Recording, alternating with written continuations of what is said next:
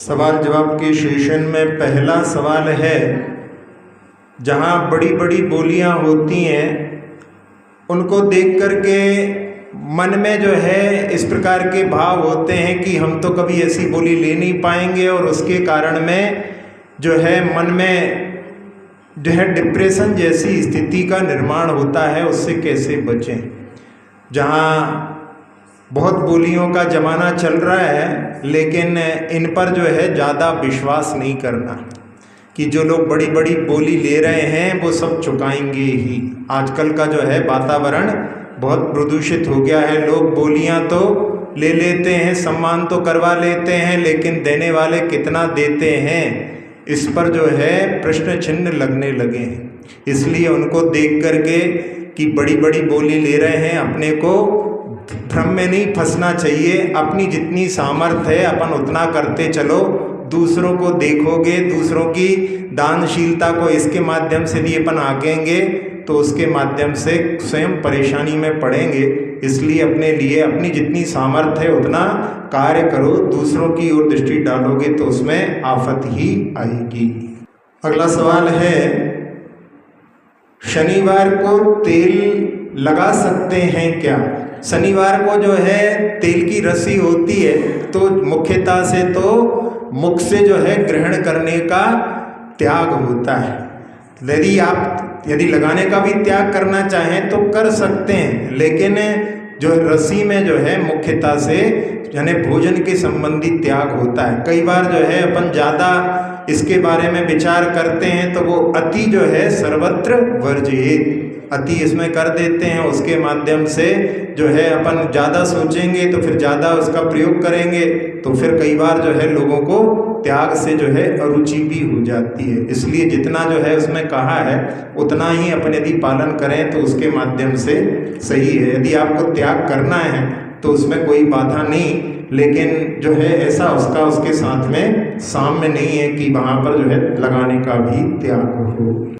अगला सवाल है, गौशालाओं के जैसे क्या बकरों की शाला खोल सकते हैं? हाँ, जहाँ पर यदि कोई बकरों के संरक्षण के लिए भी यदि कुछ खोलना चाहे तो खोल सकता है, क्योंकि उनके संरक्षण के लिए भी जहाँ पर उनका वध होता है वहाँ पर भी कई जगह पर जो है उनका भी संरक्षण के लिए लोग प्रयोग करते हैं। गौशाला में भी कहीं कहीं पर ऐसी व्यवस्था है, वहाँ पर उनके लिए भी रखा गया है, लेकिन उसकी जो है ज़्यादा जो है मात्रा नहीं है। यदि आपका इस प्रकार का विचार है तो ये बहुत अच्छा है, क्योंकि वो भी पशु हैं, उनका भी संरक्षण होना चाहिए। स्थान है जहाँ पर उनका वध होता है तो उसमें भी उनका संरक्षण करने के लिए लोग आते हैं आगे, तो ये भी जो है परोपकार अहिंसा के धर्म में जो है स्वीकार्य है। अगला सवाल है, कई जगह पर फ्रोजन चावल चढ़ाते हैं, क्या ये ठीक है?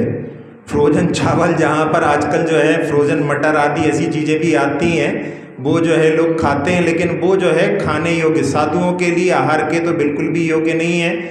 उनमें कुछ भी तत्व नहीं रहता। जहाँ पर उनको स्टोर करके रखा जाता है उनमें सारा तत्व जो है नष्ट हो जाता है। जहाँ पर जो है फ्रोजन चावल आदि मंदिर में चढ़ाते हैं वो भी जो है यदि सुनने में, वैसे तो हमने देखा नहीं, लेकिन सुनने में आया है कि ऐसा भी लोग करते हैं, लेकिन वो अभक्ष्य होते हैं। उनका जो है प्रयोग मंदिर आदि में नहीं करना चाहिए।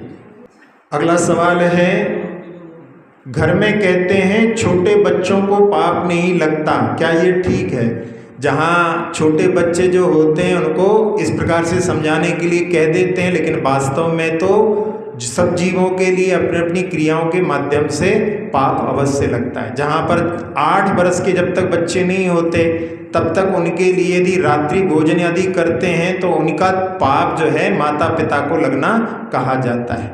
लेकिन 8 वर्ष के बाद में फिर जब वो गुरु के पास में ले जाकर के नियम दिला देते हैं और कह देते हैं कि भैया अब आपको अपने नियम स्वयं पालना है, तो उसके लिए है। बाकी यदि चलते समय में कहीं आप जो है जहाँ किसी जीव का घात आदि करोगे तो उसमें जो है उसका जो है पाप तो लगेगा।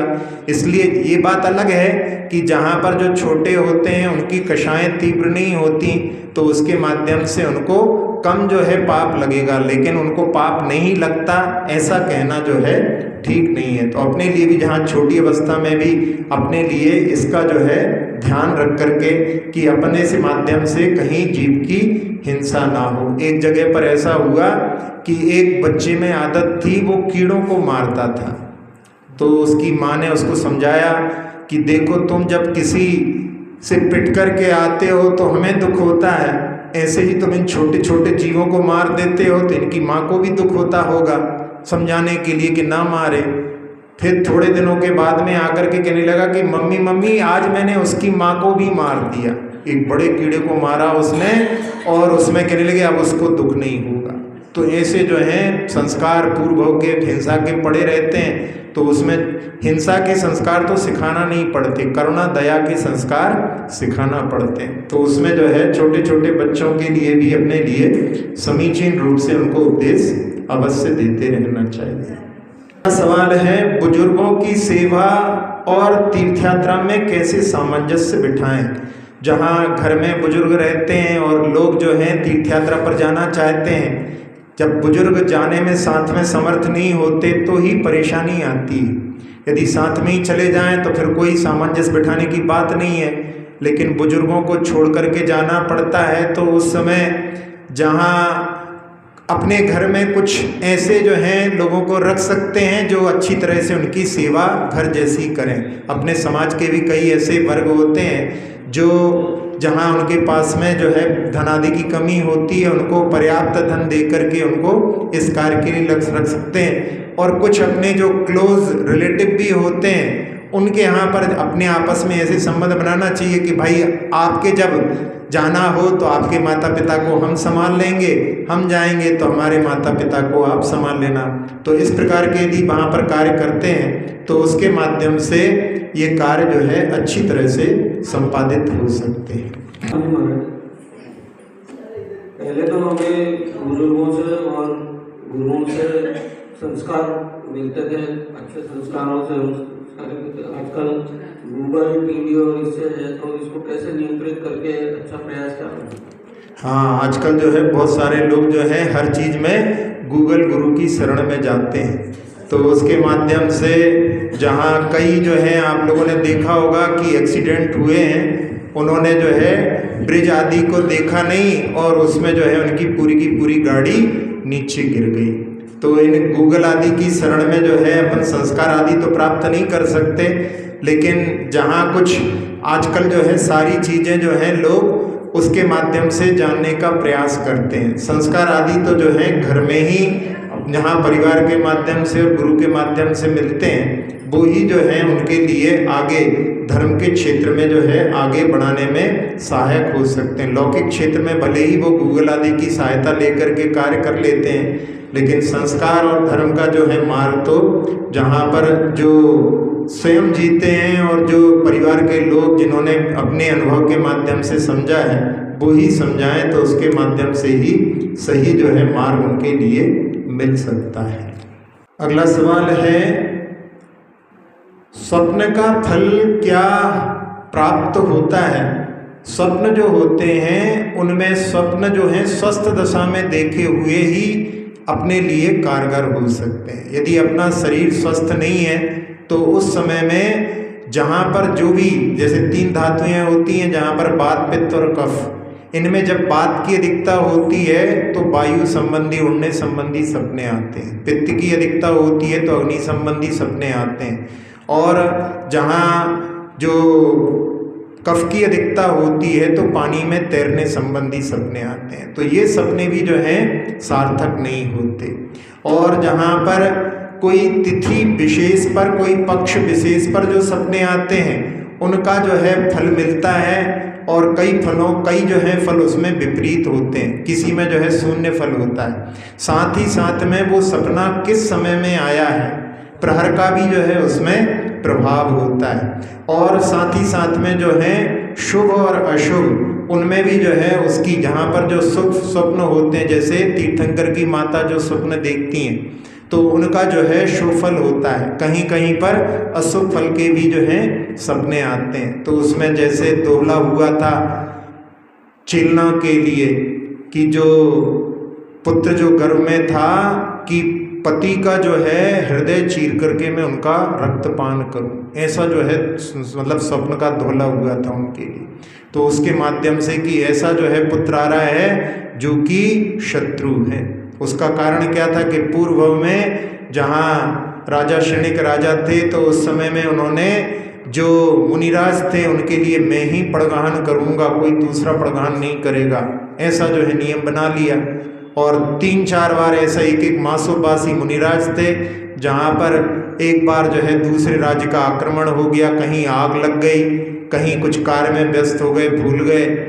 और एक व्यक्ति ने कहा कि राजा स्वयं दान देता नहीं है और दूसरों को देने नहीं देता है। ये शब्द जब उनके कान में पड़े तो उन्होंने वहाँ पर निदान कर लिया कि मैं इनका जो है वध करूँगा।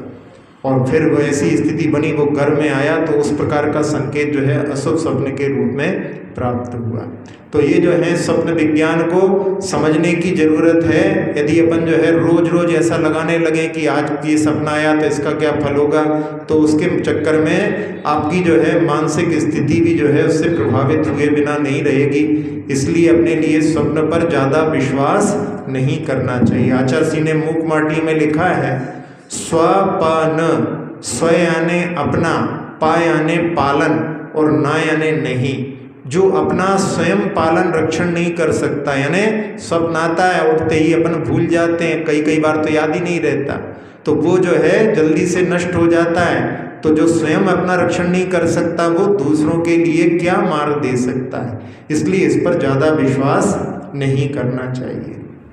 कोई विशेष जब सपने आते हैं तो उसकी बात अलग है, लेकिन बहुत सारे सपने तो जो हैं वहाँ पर एक निरर्थक जैसे ही होते हैं, जो विचार कर रहे हैं उसी पर भी सपने कई बार आ जाते हैं। विवाहित स्त्री होती है, अगर पियर में उसके माता पिता का मरण हुए और वो पियर में 12 दिन रह गए तो क्या उसको भी सूतक लगता है? माता पिता का मरण हो गए और वो पियर में ही हैं, 12 दिन वहाँ पे रहने का काम पड़े से क्या उसको भी सूतक लगता है? अब इसके बारे में जहाँ जैसे विवाह के बाद में तो जो है परिवर्तित होता है गोत्र, तो विवाह के बाद में उसको लगता नहीं है।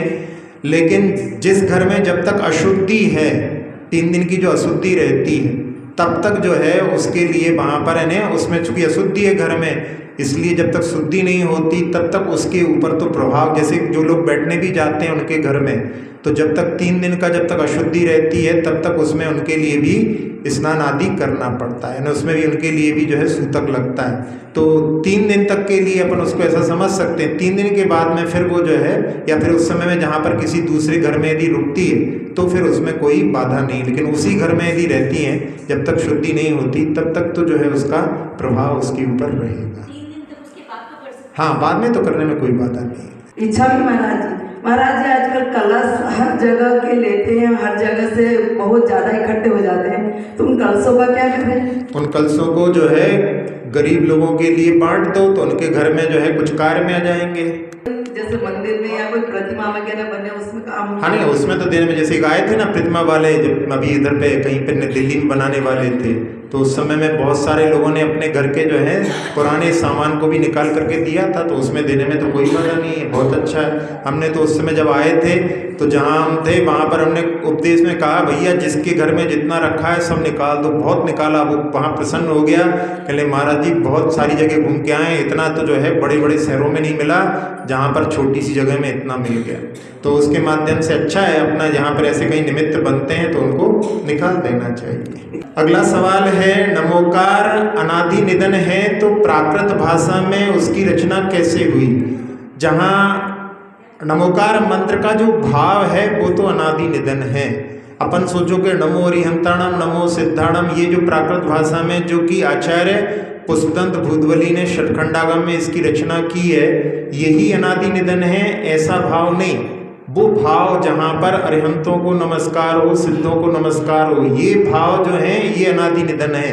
लेकिन प्राकृत भाषा में जो है वो अनादि निधन नहीं है, क्योंकि जहाँ जब परिवर्तन होता है, जब बीच में जब स्थिति ऐसी बन जाती है कि जब जहाँ अशुभ जो है बरसात होती हैं, फिर उसके बाद में शुभ बरसात होती हैं, फिर नया जो है वहाँ पर प्रारंभ होता है, तो उसके माध्यम से भाषाएं भी परिवर्तित हो जाती हैं। उस समय में जैसी जो है भाषा का निर्माण होता है, लेकिन इसका भाव जो है वो जो है अनादि निधन है, वो कभी भी जो है नष्ट नहीं होता।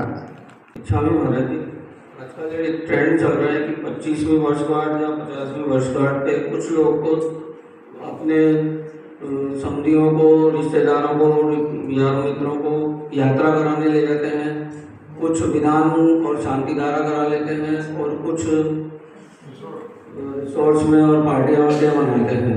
उसमें भी विरोध और अच्छाई और बुराई दोनों भी होती है। हर चीज में सर्वोत्तम कह रहे हैं, हर चीज में जो है हर चीज के प्रोज एंड कॉन्स तो हमेशा रहते हैं, लेकिन जहाँ आप यदि तीर्थ यात्रा कराते हैं, विधान आदि करते हैं, उसका तो निषेध कोई नहीं करेगा। लेकिन जहाँ पुनः जो है विवाह जैसे ही तैयार होकर के और वरमाला आदि के कार्य होते हैं, ये जो है भारतीय संस्कृति के अनुसार अच्छे नहीं है। जहाँ पर अपने यहाँ जो आश्रमों की व्यवस्था है उसमें जो है 25 वर्ष तक जो है ब्रह्मचर्य आश्रम, फिर गृहस्थाश्रम 50 वर्ष हो गया, उसके बाद में वानप्रस्थ आश्रम के लिए कहा गया है।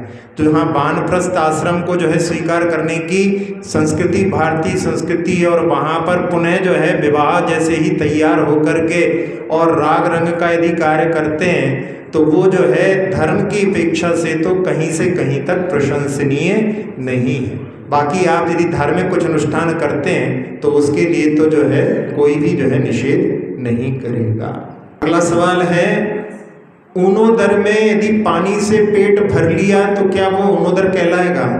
हाँ, जहाँ पर ऊनोदर में अपने जो है पेट से कम भोजन ग्रहण करना है वो ऊनोदर कहलाता है। तो उसमें जहाँ यदि अपन पूरा पेट भर पानी पी लो तो उसके बाद में ऐसा लगता है कि अपना तो जो है पूरा भोजन हो गया है, तो वो जो है अनुभूति नहीं हो पाती जो ऊनोदर में होती है। इसलिए अपन ऊनोदर जब लेते हैं करते हैं तो उस समय में अपनी भूख से कम खाना चाहिए, पानी भी जो है इतना नहीं पीना चाहिए जिसके कारण में अपने लिए कोई अनुभूति वहाँ पर ना हो पाए। तो उसके लिए यदि अपन इस प्रकार से करेंगे तो जो है आपके प्रश्न में ही आपको मन में लग रहा है कि अपन इसके माध्यम से छल जैसा कर रहे हैं, तो अपने लिए उसको जो है बचने का प्रयास करना चाहिए।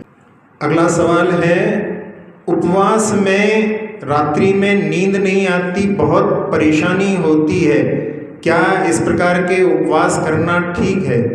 जहाँ उपवास जो लोग करते हैं और उस समय में यदि रात्रि में जिनको नींद नहीं आती तो लंबे उपवास करने में उनको परेशानी हो सकती है। एक आध उपवास तो जो है करते हैं तो कई लोगों को नहीं आती, लेकिन यदि आप लंबे उपवास करना चाहते हैं तो उसमें निद्रा बहुत जरूरी होती है, क्योंकि अर्ध रोग हरी निद्रा, यदि निद्रा अच्छे से आ जाती है तो आधे रोग उससे जो है दूर हो जाते हैं।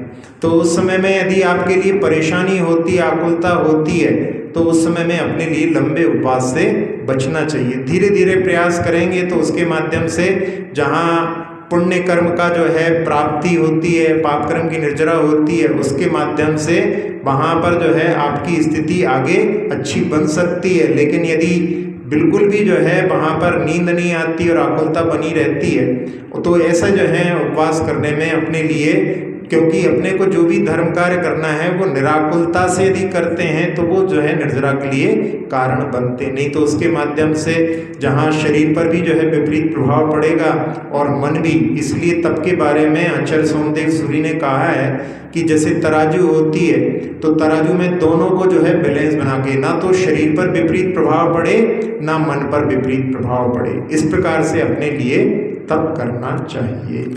अगला सवाल है, सामायिक प्रतिक्रमण में क्या अंतर है?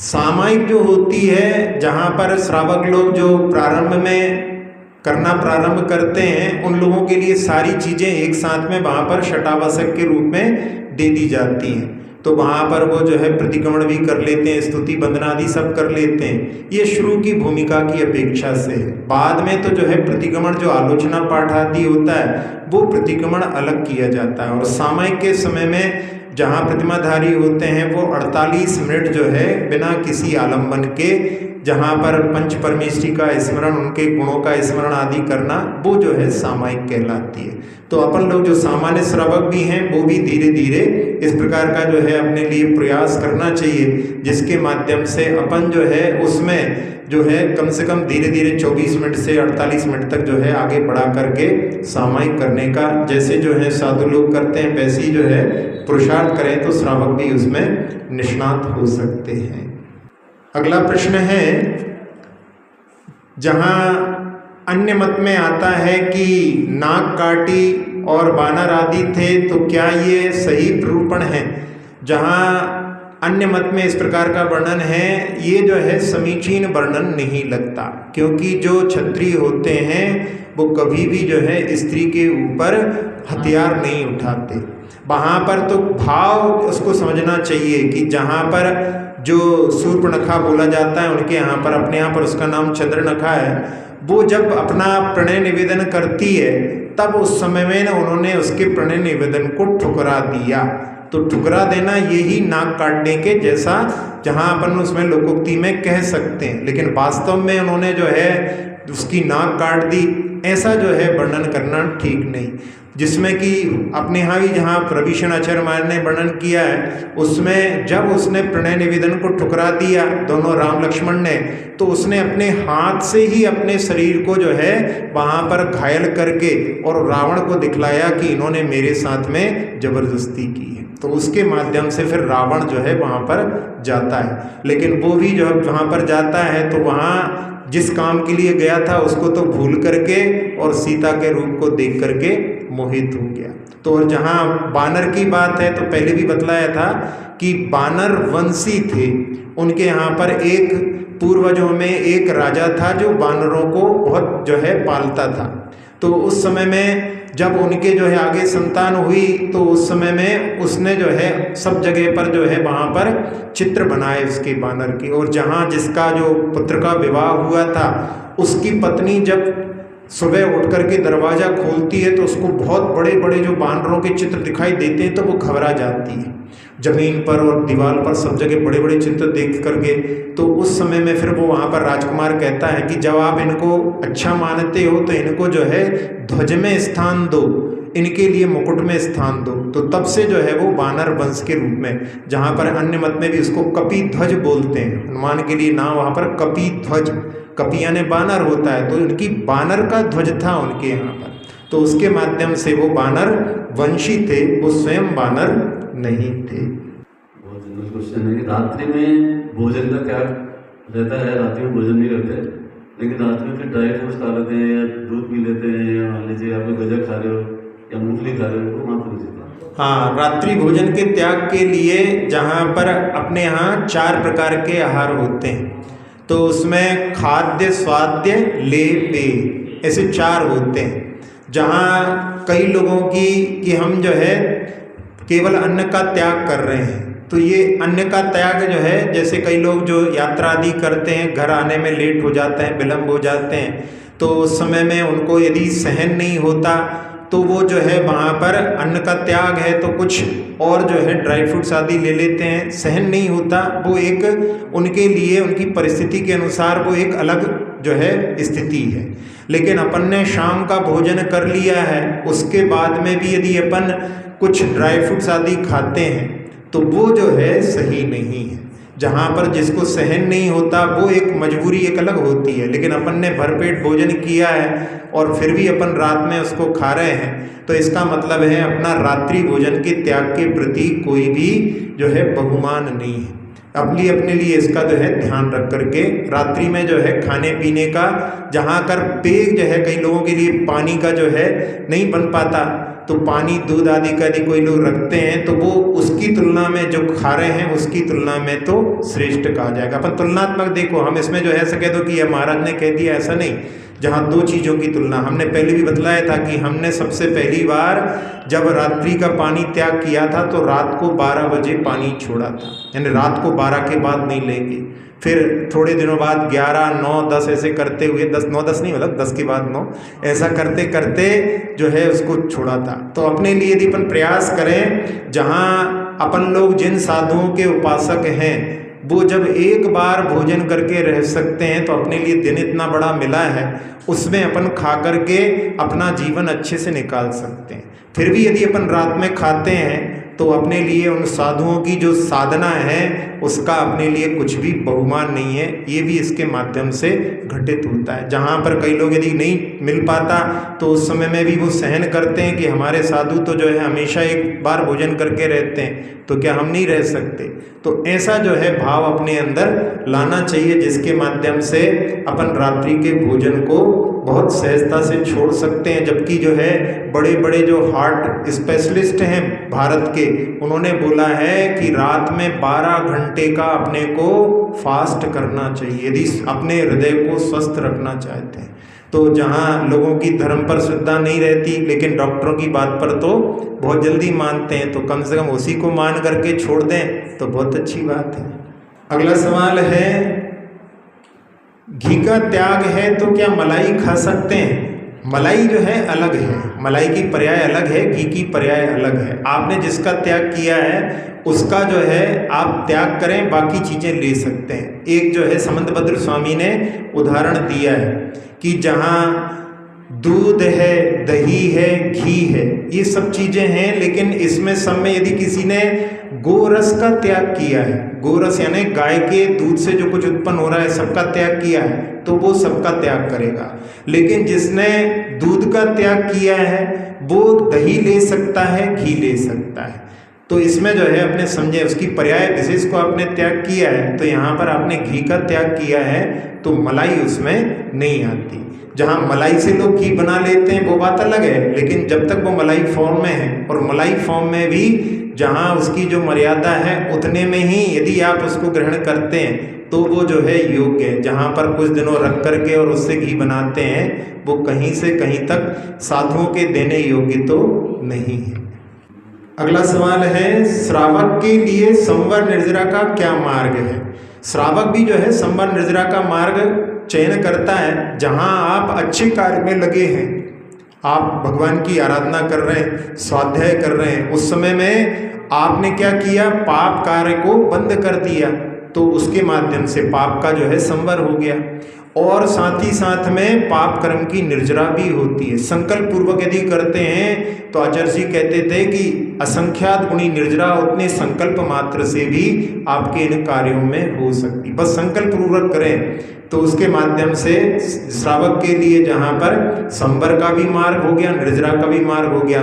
लेकिन जो शुभोपयोग जब तक रहता है तब तक जो है उसमें पुण्य का आश्रय भी होता है। तो ये जो है जहाँ शुद्धोपयोगी मुनिराज होते हैं उनका जो है पुण्य का आश्रय और विशेष रूप से होता है। लेकिन जो मुख्यतः से जहाँ पर अपन जिसको कहते हैं कि शुद्धोपयोग में उनकी वहाँ पर जो है वहाँ इस प्रकार की जो है स्थिति रहती है, उसमें उनके आश्रय करने के भाव नहीं रहते। अपने जो कार्य रहते हैं उसमें अपनी पुण्य की जो है इच्छा भी रहती है, तो पुण्य की प्राप्ति भी इसके माध्यम से होती है।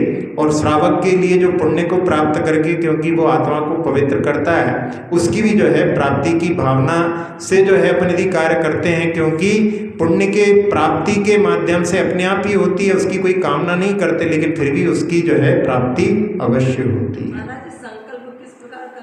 संकल्प जैसे आपने पूजा का संकल्प कि हम इतनी देर तक मंदिर में रहेंगे, इतनी देर तक जो है हम स्वाध्याय करेंगे, जब तक जिनवाणी स्तुति नहीं होगी तब तक हम यहीं रहेंगे, इस प्रकार का संकल्प करके जो है स्वाध्याय करें, अपना जो पाठ करें, जहाँ भी आप बैठते हैं कुछ सामायिक आदि करते हैं तो इतनी देर तक मैं यहाँ से नहीं हिलूँगा।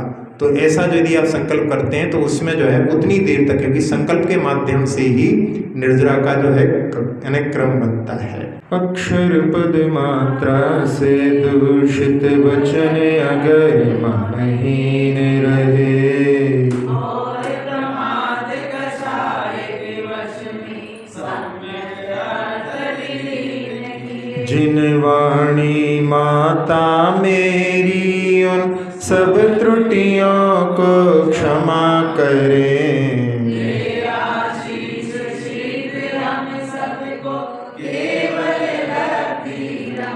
प्राप्त हमें हो बोधि समाधि परिणामों की शुद्धि हो,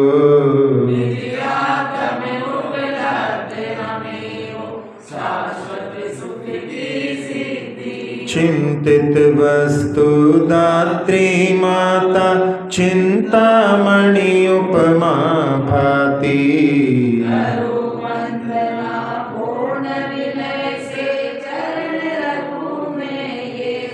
कर जिन वाणी स्तुति तन की ममता टा